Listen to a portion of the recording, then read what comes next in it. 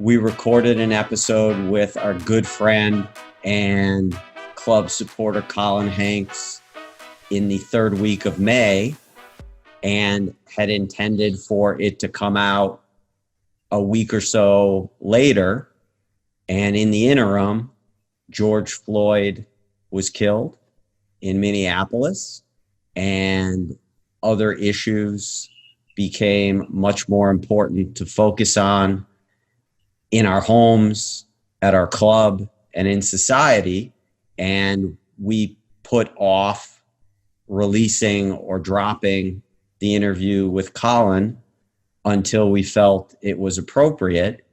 And we don't want our listeners or viewers to think that in our interview with Colin, because it predated the social unrest and George Floyd's murder, that we avoided the topics with Colin, because it has been impressive to see just how loud and strong Colin's voice on these issues has been on his social media platforms. He has been an unwavering advocate for social justice and to have difficult conversations and to address these issues. All right, today's guest on Shootin' the Shot Show with Larry and Harv, Colin Hanks, another actor, producer, director. We are in Hollywood, so there's a lot of these out there, and a lot affiliated with LAFC. Has been in everything. The more I dive in, the more impressed I am with his resume. Orange County, King Kong, Jumanji, Dexter, Fargo. My favorite, Life in Pieces. I know you have a favorite as well, Larry. Oh, for sure. Orange County, hands down. Hands down. I thought it was the other one. What other one? You had one that you loved. That Thing You Do. That Thing You Do. Thank you. Yeah. Yeah, That Thing You Do. But Colin Hanks, supporter of LAFC, frequent on the sidelines, whether you're in the game or warming up, you see him right there on the field level. Another staple in this LAFC family that we welcome with open arms. Born and raised in Sacramento, and obviously has ties sports-wise to Northern California, but we're bringing them down south and making them part of our own. So welcoming him will be really fun, and he's an interesting dude. It should be a fun conversation. Hey. Hey. How are you?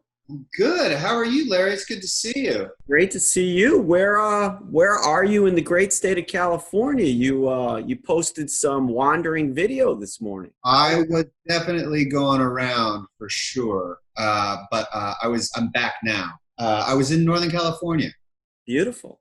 I was crushing it. Yeah. A nugget that our massive research staff here at Shootin' the Shot discovered that I didn't know, and I've actually seen this movie. I was telling Harvey, I have seen this movie gotta be 50, 60 times.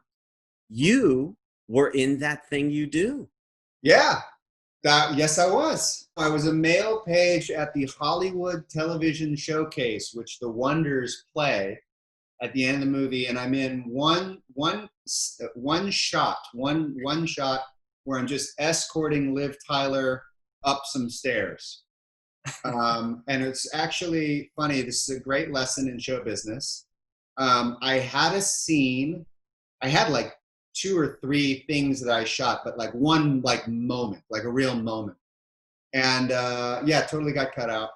So the old man cut me out of my first scene.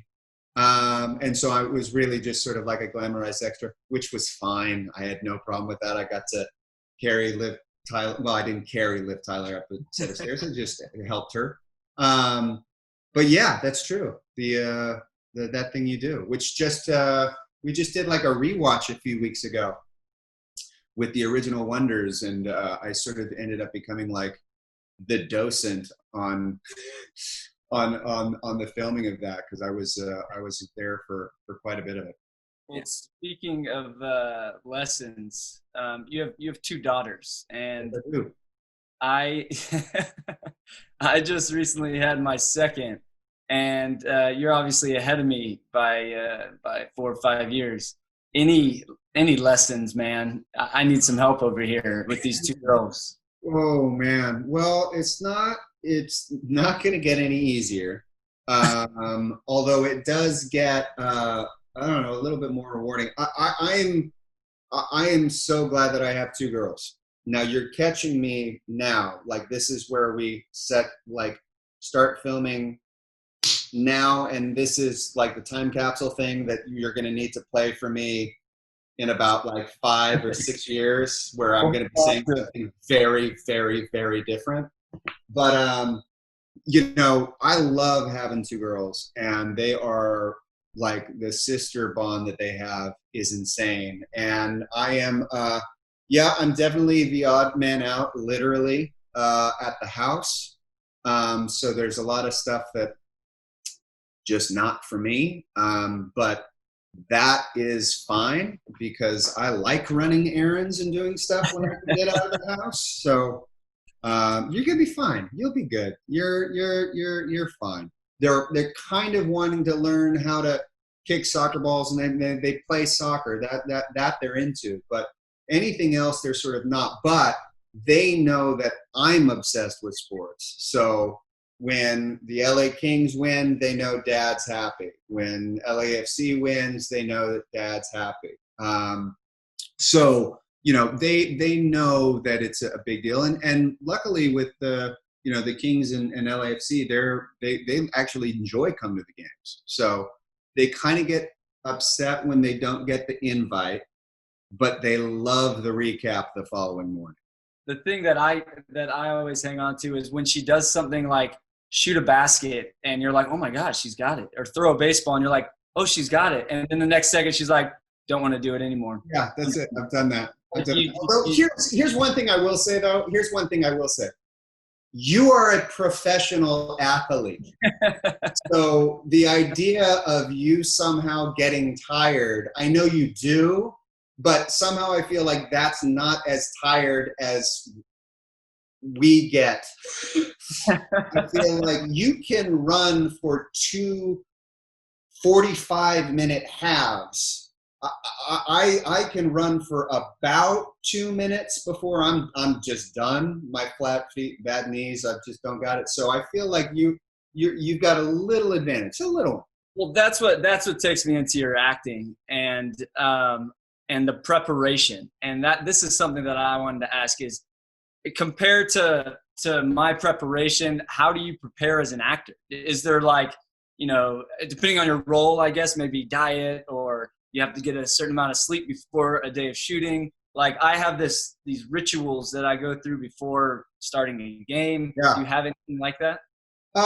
Yeah, actually I do. As when I was younger, I would be able to just sort of just like bang it out. I could just sort of show up and sort of figure my way sort of through it, which is not to say that I wasn't prepared going in, like having my lines memorized and stuff like that. But there was sort of an energy level that was pretty good. But as I've gotten older, which a phrase I don't like saying very often, I realized that it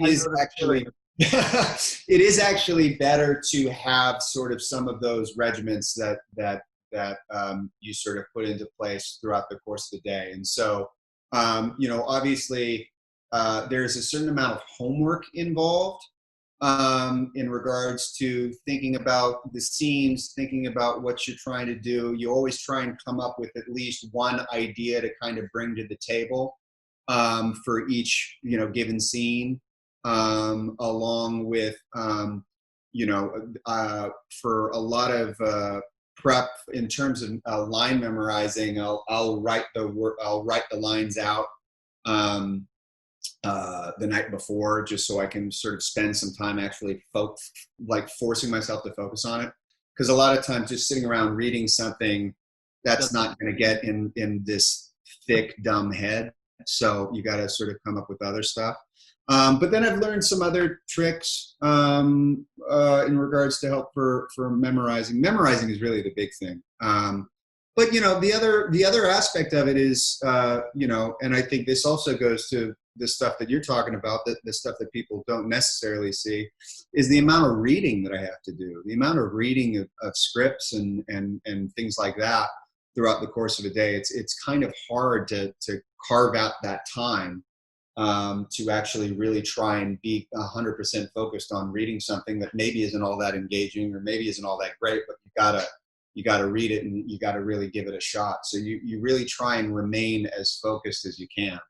And throughout the course of the day, actually filming on set, you try to conserve energy. You really do. I mean, you try and not walk around too much. You try to try and stay focused, stay sort of ready, because the only thing that really matters is those moments where they say action and then cut. And everything else, no one else is ever going to see. And so you got to try and do whatever you can so those moments kind of work out so that you can mouth what the drunk person is saying while you're in your funny wig. I mean, there's all sorts of weird things like that. So as a guy who, and I know the commitment you made to your appearance as our representative at Fashion Week, you were doing the juice cleanse, you were doing colonics, you were working out like a fiend. You were very concerned about, I remember you seeing you beforehand. You were like, what are we doing? What's the regimen? Oh, you were A+ effort on that. But as a guy who has throughout the course of your career done, things all across the spectrum from, Orange County, which is a comedy, to playing kind of a psychotic creep on Dexter, to your role as kind of a very innocent policeman on Fargo, do you prepare differently for the different types of roles, or is it consistent in the preparation? No, it's pretty consistent in the preparation. I'm just constantly trying to find different things, and I'm always shocked when people are able to see that there's a difference, because for me, sometimes it depends. It depends on if there's something literal that you have to do within a certain thing. So for Dexter, that dude was insane.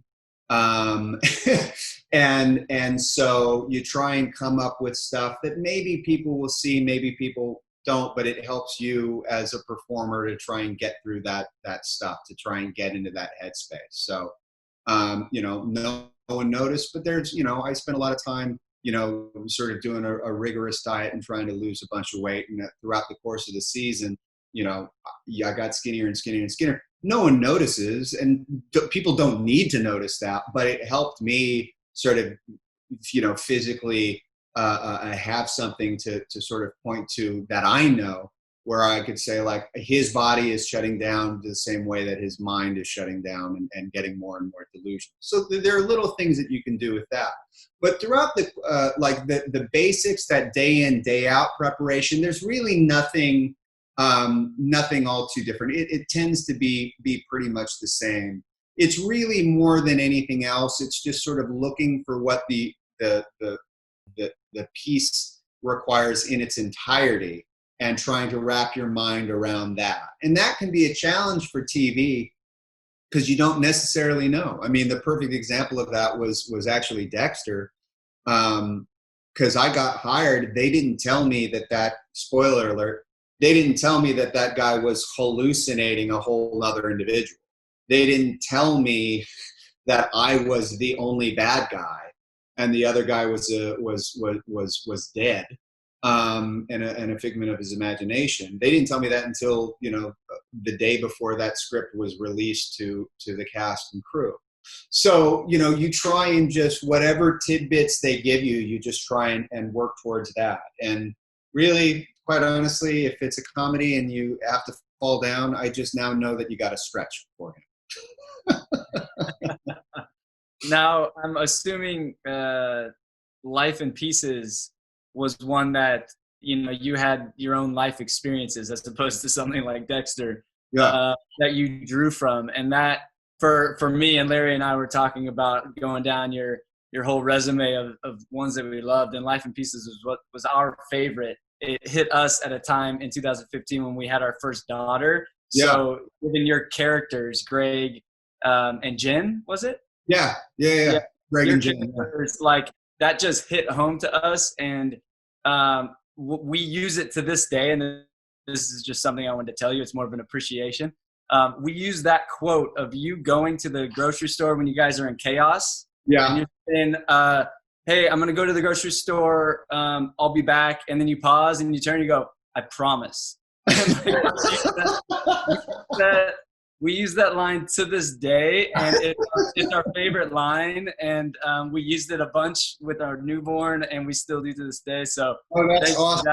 We love that show. Absolutely. Oh, thanks, dude. Oh, thank you so much. What I love about that show is I've never been on a show that lasted 4 years. So I've never been in a situation where even as I was making it, I couldn't remember what we did like a few weeks prior, never mind 2 or 3 years before.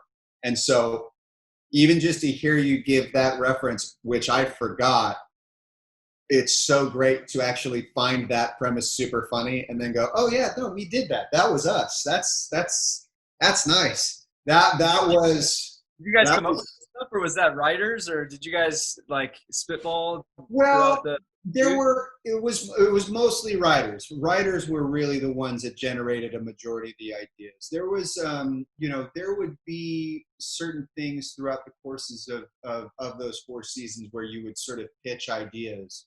The biggest one actually was in the pilot episode,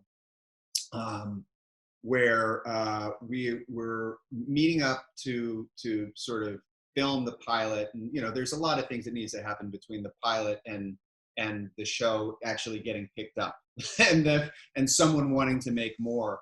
And so normally the script for the very, very first episode is something that is not changed unless it absolutely must be. And in that episode, the characters Greg and Jen, was me and Zoe Lister-Jones, we're having our first kid, and there was a thing there. I said, I think we're missing an opportunity here, because I remember when we had our first kid, me and my wife, like we were bawling on the way home, like just crying, and we were just like, this is so silly. Like why are we crying so hard? This is so nuts. And I just mentioned that, and they're like, oh, we have to put that in. And of course it was incredibly heightened and not really what it was like, but it was just this funny thing of like me realizing, like, I gotta be careful how many personal stories I mention to the writers, because they're gonna wanna like put them in eventually. And it was like that for everybody. I mean, it was like that across the board for throughout the show. Every episode, I felt like you were like talking to us, because we had gone through, obviously, with that season, our newborn. And so it was like every episode we're like, oh my God, they're so true. Oh my God. We absolutely loved it. But another one that we wanted to talk about, and one of Larry's favorites, is Orange County. And having grown up in Orange County, I have to tell you, man, this is one that obviously hits close to home. But as I moved away from Orange County and met teammates or went to different teams, everyone that I tell that I'm from Orange County, they're like, they go back to your show with the stereotypes. Are your parents divorced? Do you have a brother that's messed up? Do you like all the different things? Do you live in Laguna Beach? Like all these different things that are so funny. Do you get that from a lot of people? No, actually, not too much. It's funny that I think what has been so refreshing about that one is, like, look, that was a long time ago. That movie actually came out in 2002, and so I'm amazed that people still talk about that movie. And it's one of those things that I'm really sort of fortunate, because that was one of my first really sort of big jobs. And when it came out, it was pretty well respected, but it wasn't like a huge hit by any means. But we just wanted to make something that was good. The That cast was ridiculous. Though. Yeah, and we had such an amazing group of people in it that everyone was just like, yeah, this could be really great. So let's just make something that we could all be really proud of. And all these years later, people still bring it up. People still talk about it. And yeah, it may have played to some archetypes that maybe might not necessarily be 100% fair, but they were most definitely 100% funny. So. Do what we can. Yeah, absolutely. And it started like a trend of all these like reality shows off of Orange County as well that fed right into those arcs that you're talking about. Exactly. There, between that and guesting on an episode of The OC, there was a period where I wanted to do anything related with Orange County, but then once The Real Housewives of Orange County came out, I said, I'm going to let this slide, and I'm just going to retire the crown. Well, fun fact, and I'm going to guess that no one has said this to you about the movie Orange County, but I was telling Harvey the other day that around the time it came out and then it was on DVD, my younger son at the time was playing travel hockey. So we spent a lot of time in the car outside of Chicago, going from rink to rink and tournament to tournament. And we were, forward thinking and swank. So we had an aftermarket DVD player installed in a Lincoln Navigator. And I have listened to that movie dozens of times. And I got to tell you, even without watching it, it's that fun. Oh, good. Oh, I'll take that for sure. Oh, that's awesome. I've never been told that that a movie I've made still sounds funny. There you go. I'll take that. Sure. I'll nice little radio play. And I have to ask one circle back question about the lovely and talented Liv Tyler. Yeah. So, having worked with her on That Thing You Do, when she comes to Banc of California Stadium as part of the David Beckham opening day contingent, does she hit you up and say, hey, man, we got to get together and have a drink? No, what was so crazy about that was we had actually lost touch for a great many years. And I had run into her, a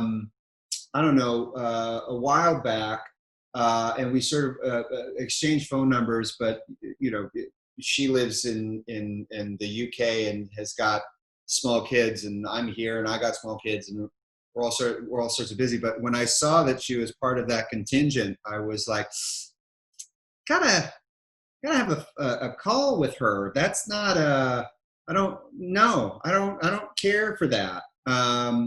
But it's kind of hard to compete with David Beckham and one of the Spice Girls, I suppose. But hey, she's only been to one game, so there's still time to turn that around.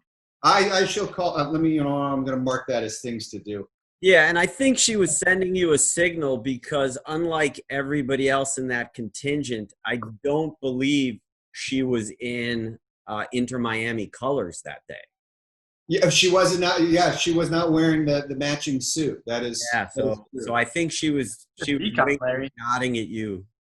Are they gonna? Here's a question: are they gonna wear a suit in the summer in Florida? Proper's proper. I'm gonna guess yes.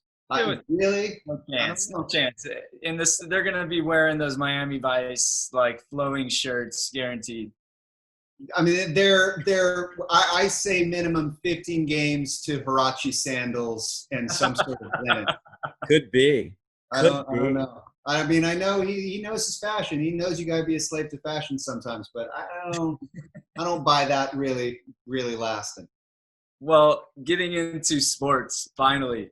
You growing up in Northern California, a fan of all sports Northern California. Where does that passion for sports come from? And you've made 30 for 30s on the San Francisco Giants, and you've done different work with different sports franchises, ours included. Yeah. What is that tie to sports for you? Well, it's sort of a little bit of a complicated thing, but I think it makes sense when people sort of hear it, because on the surface it can be really confusing.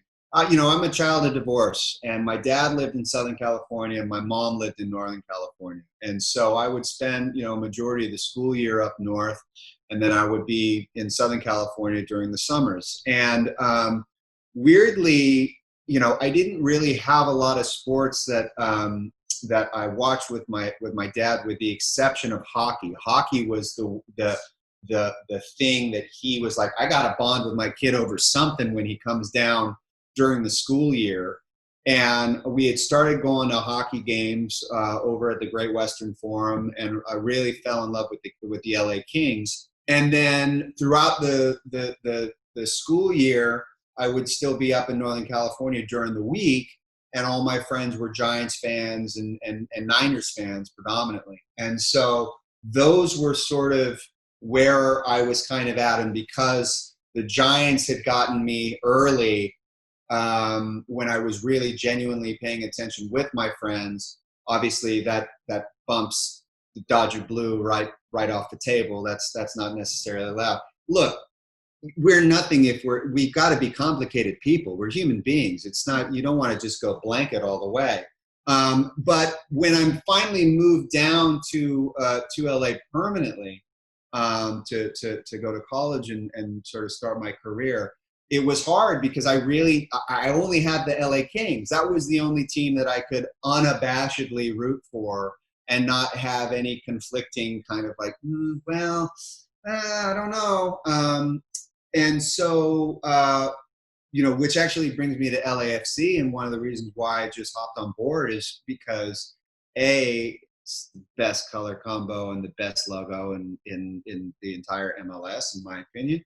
Shout out LAFC Rich. Well, and yeah, I mean, and look, I mean, it's I'd wanted an MLS experience like we have in Los Angeles for years, and I just felt like we didn't have it. And I would go to matches in other cities, and I'd be like, oh man, I wish we could do this in LA. We can, but for whatever reason, we don't have that yet. And so when, the club was announced, I said, oh, I'm all in on that. And really it's sort of, pledging the allegiance to the club, and I'll learn about the league and learn about all that other stuff, which is not to say that I'm not a traditional football fan. I am, but the LA Kings and Los Angeles Football Club, those are my LA squads. I'll go to Dodgers games because I love baseball, but unfortunately I'm breaking the one rule that they say in the song where I'm not rooting for the home team. But hey, listen, I can handle any trash talk. That's fine. You talked about the 7th inning stretch. Take me to the ball game. I don't know if you've seen this. Start, cut, bench. I give you 3 options to start, 1, cut 1, and bench 1, right? Okay. And so for you, because of our, like Larry said, we have a great research team. We found that you did the 7th inning stretch for the Giants. Yeah, the World Series game. Yeah. Yeah. You see, I like your excitement with that too. Yeah. What are the 3 that they won? Yeah. There you go. Then you did the New York City Fashion Week for LAFC, which was, I hope you approach this with the same excitement. And then you did catwalk. I walked that catwalk. Yeah, and then you did correspondent work for the Kings during the playoffs. For one of the 2 Stanley Cup runs. There you go. So those experiences. Yes. And I just by your first expression, I think I know what you're going to go with. But start, cut, and bench. All right. Well, I got to start with take me out to the ball game, because that was a crazy experience. Nerve-wracking, but good. So I got to do that because it's a World Series match, and I had my friends there that were just they were just ruthlessly making fun of me. It was a good time. So I'm starting that. Man, There were a few drinks were involved in that one as well. Say what? A few drinks were involved in that one to work up some courage. I'm going to plead the fifth because this is America. So, yeah. Oh, wow. This is hard. This is really hard. You can hurt our feelings. It's okay. I'm gonna no. Here's what I'm gonna do, and let me tell you why. I'm gonna bench the catwalk and LAFC because there's still time. We're still young. We still got plenty more experiences to have. And I'm gonna cut the correspondence for the Stanley Cup playoffs only because that was for Kevin and Bean. Yes. We're no longer at K-Rock.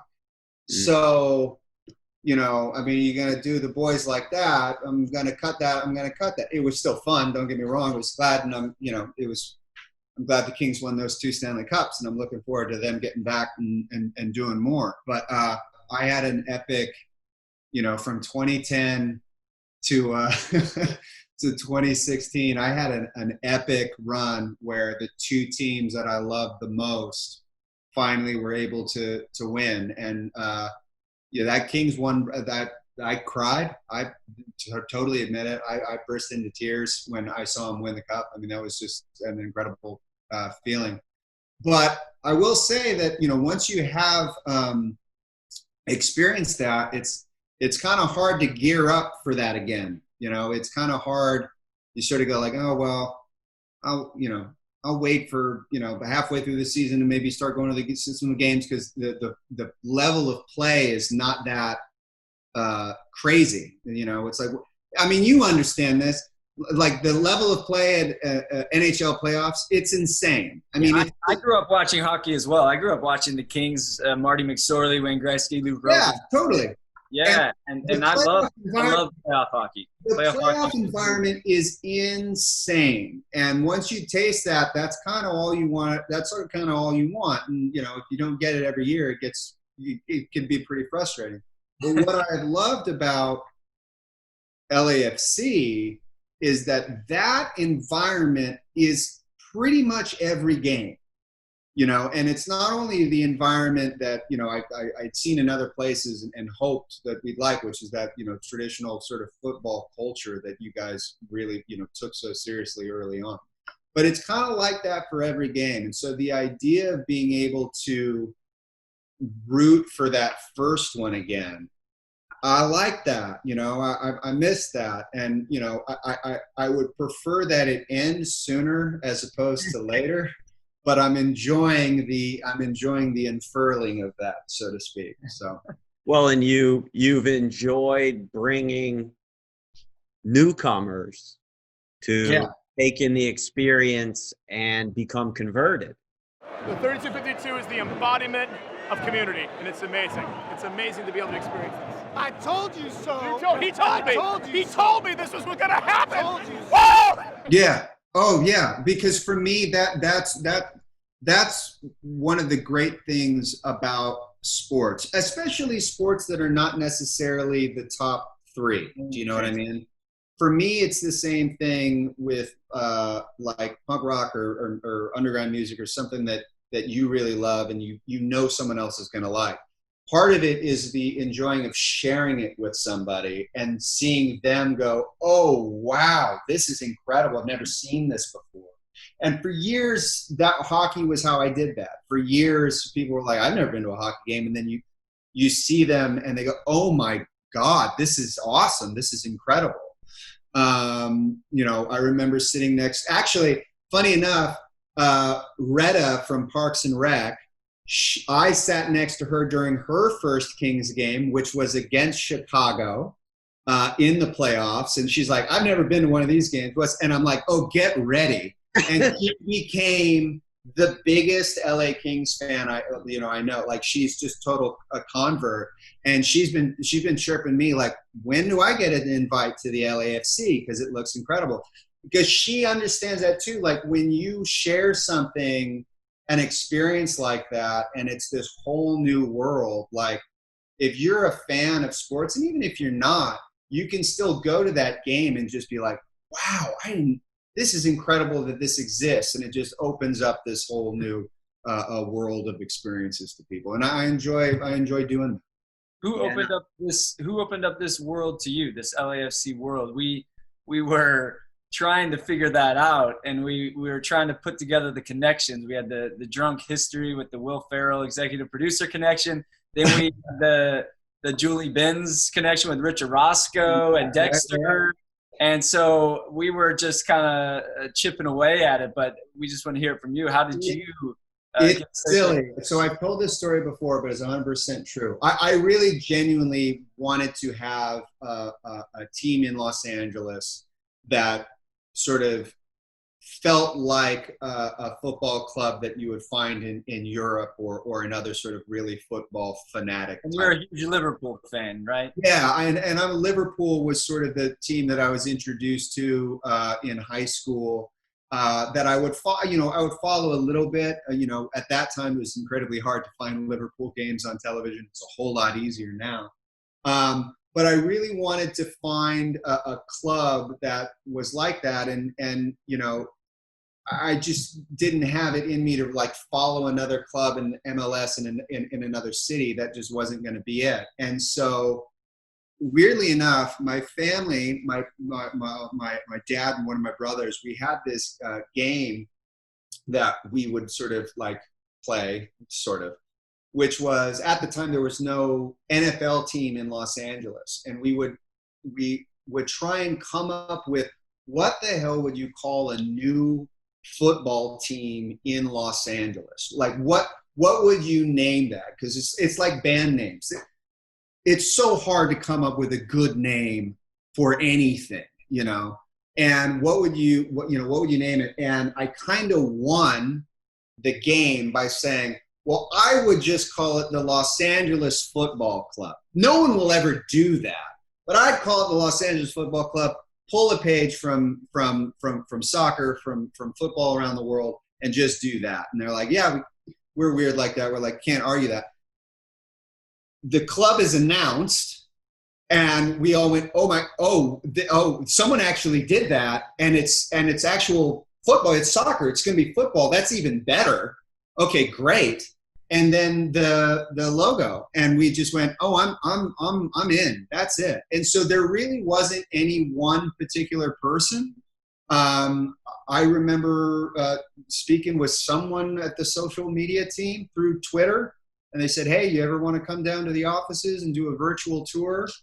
And I said, yeah, I'd love to. And then a year later, about 3 weeks before the season started, I said, I think I'll take that real tour now. I don't need a virtual one. They're like, absolutely. And so, and is that when you put your feet in the water feature up on the Sunset Deck? That was when I put my feet in the Colin Hanks Memorial pool. That's right. I'm still waiting for that plaque and the name. But yes, I was the first. I was the first to do that. I don't think many people have. I hope not. That's not a good look. The end of the games for a bunch of people to be in there without the shoes. Well, no, but you can't imagine that. Say on opening night of Bank of California Stadium, when Saman puts that ball in the 93rd minute, you might be able to imagine a guy stripping down to his boxers and going in for the backstroke. You could see it. He deserves the plaque and the name. I'll give that to. Yes, of course. But that was, so actually, if you had to say who's the person, it's Simon. That's who it is, because that first game was insane. That was just absolutely insane. And so that was it for me. Do you ever think about the fact, switching back to movie, but it's related? Do you ever think about the fact that your father in Orange County killed Richard Roscoe's wife in Dexter? Does that bother you?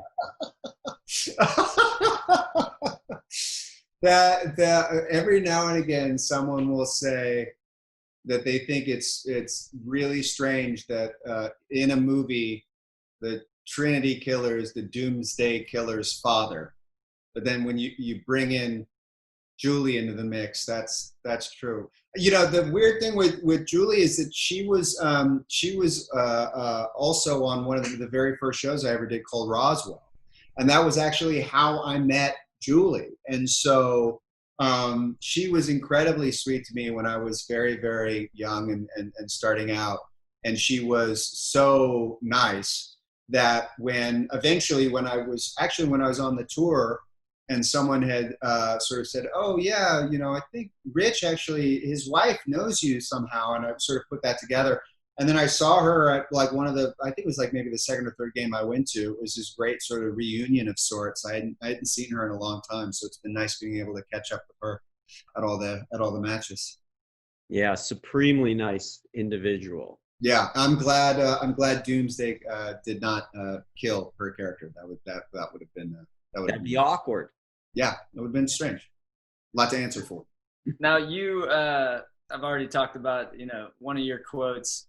But going to LAFC and going to the Fashion Week, and we've talked about it a little bit, and you've alluded to how this is the first team that you've wanted to connect with soccer-wise in LA, and there's many other teams around. Take us to that red carpet when you're asked about Chicharito. And what you said there, I thought it was brilliant. And oh yeah, no, I mean, I'm really excited that Chicharito's playing in the MLS. It's just a shame that he's not playing in Los Angeles. It's going to live on as one of the best quotes in our short history so far. So yeah, thank you for that. This is I gotta say, Rich is nothing if not one of the most persistent human beings I've ever seen in my life. But he had said very early on, you know, when you guys asked me, and I was really honored. I thought that was cool that you guys, you know, let me represent the club like that. And it was such an awesome experience, and this weird sort of mishmash of all of these different people from all these different professions going, and everyone was totally out of their comfort zone, you know, in this sort of fashion environment. But Rich was like, don't get it twisted. The most important thing you must do is talk trash about Chicharito joining the Carson Galaxy. Like you have to do that. You must do it for the 3252. Like you have to. And I was like, yeah, no, I'm going to. He's like, no. Like you must do that. Like, and it was kind of like, if you don't do that, you're letting us all down. So it's like, all right, I'll hear you. I'll come up with it. And so it was one of those sort of things where we had some sort of carpet after the event, and the reporter just sort of like set me up so perfectly. I just said like, oh great, let me just do this trash talk bicycle kick. Yeah. In stoppage time, and just I walked away like with the side glance and everything. Like, I'm not normally one to trash talk, but that was just, when given good material like that, I must step on my mark and deliver the line. And you did with it was brilliant. And true, by the way, still 100%. True for the record. Yeah. Truth. I absolutely agree. Right. Any other questions, Larry, before we go on to the final part? I was just going to ask about, we're all having feelings about, 2020 was going a particular way, and then the rug kind of gets pulled out. And I was just thinking about, for you, we have in January, you bring Keegan-Michael Key, and you have that great moment at the Pennyroll friendly where you're like, I told you so. And then, you're at the head table with beautiful like camera time at the Golden Globes. Yeah. Dad. And then Fashion Week. And here we are. Are we starting cutting or benching one of these experiences? No, Everything was rolling. You know how it is with me, Colin. It pops in my head and I say it and I can't help it. No, I hear you. I mean, there was it was bitter. I mean, I honestly, no joke, I was calling up people on March 10th, like asking people who was going to come with me to the game on the 11th. I think Cruise Rule, sure. Yeah, I mean, I was taking calls. I was rolling calls. Yeah. You know, trying to get people to come out to the matches because they all know. And I got people who were emailing me saying like, "Hey, when's the next match?" And I was all primed and ready to go because. Yeah, we were considering it was the beginning of the season, and you know the Cup Series was just starting. I mean, I really felt like I was excited for the season. I was really pumped, and obviously, you know, everything that happened in the next 24 hours were surreal. I mean, especially for our family, it was pretty nuts, but. You know, it's been weird. You know, I was actually the other night we were rewatching. I can't remember which. It was one of the Trafico games. Actually, it was the first draw against the Galaxy, and I was watching the game and hearing the chants and all that stuff, and then I sort of turned to my wife and said, "God, you know, it almost feels like foreign. You know, it doesn't feel like that." I have a hard time imagining that environment and that experience and getting to have that again, just because the last, you know, few months have just been so surreal. But I do think more than anything else, you know, sports really have a way of galvanizing people. And obviously, you know, LAFC fans, I think, are a perfect example of that. You know, when the club can be a symbol for something more and something greater. And, you know, the 3252 and all the fans have always really bought into that. And you guys have always been so great and really sort of embracing that and making that such a core principle and into the club that I'm really excited for what those matches are going to be like once things sort of get back to normal. And what that normal is, I still don't know. But, you know, when we get to that point where we're going to be able to walk through those gates and stand shoulder to shoulder, I mean, that's going to be a really powerful thing. And that's only something that sports can really provide. Yeah. And I feel that, you know, in Los Angeles, LAFC is, I think, going to be such a great example of just how important that is and really give, I know it gives a lot of people, you know, something to look forward to, which is what, you know, we all need right now. We all need something to look forward to. So, you know, let's get a GoFundMe page going. Let's get shoulder to shoulder, you know, built in iron above the gates. So we walk under it every year and we know what it was that we all went through together so that we don't take it for granted. And let's play, because I miss seeing, you know, I miss the bank, and I miss being there, and I miss hearing everybody just bonk. I need it. I desperately need it, as we all do. Amen. What a suggestion! That's a great idea, Larry. You need to make that happen. Okay. It's not like I haven't been telling Rich this, so I'm floating it. Don't worry, I'm floating it. We're on it as soon as we finish here. So. On to the last segment, Harv. Yeah. So I don't know if you've watched any other episodes of Shootin' the Shot. I encourage you to do so.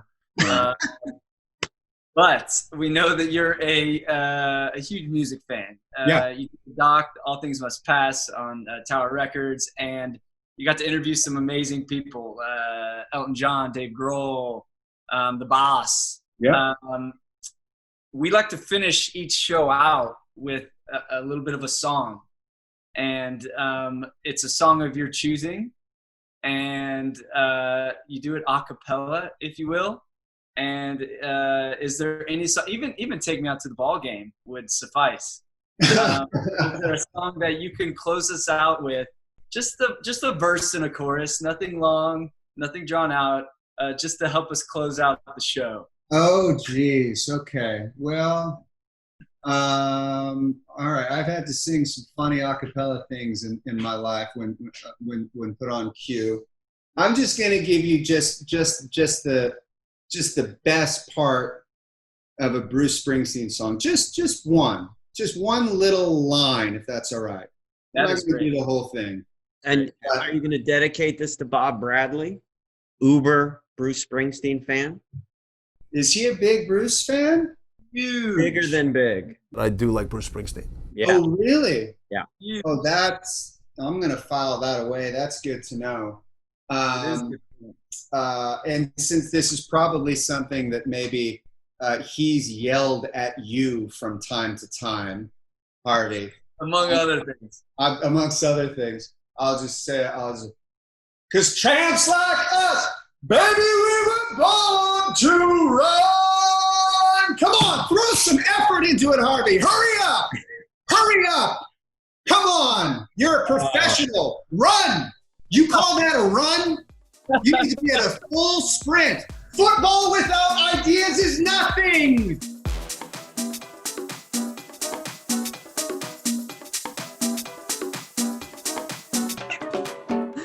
That is And spectacular. And the impression. One of my favorite things I've ever heard a coach yell to players. Football without ideas is nothing.